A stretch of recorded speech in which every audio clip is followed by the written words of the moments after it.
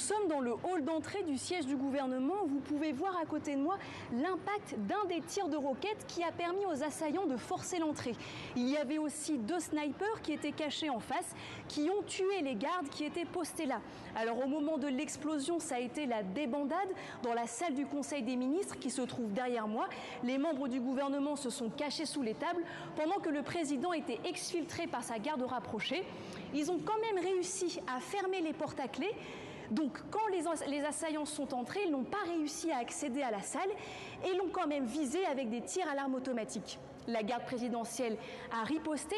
D'ailleurs, on peut mesurer la violence de l'attaque par les nombreuses flaques et taches de sang qui jonchent encore les sols et les murs. Vous pouvez voir derrière moi les habits d'un assaillant qui était déguisé en civil, qui avait réussi à s'infiltrer avant l'attaque en se faisant passer pour un fonctionnaire. Il a vraisemblablement été touché par balle, mais a réussi à s'enfuir. Une unité de paracommando est venue en renfort pour aider la garde présidentielle et les échanges de tirs ont duré plus de 5 heures. À la tombée de la nuit, les assaillants ont réussi à s'enfuir par l'avant et ont laissé quelques armes derrière eux. Le bilan officiel est de 11 morts.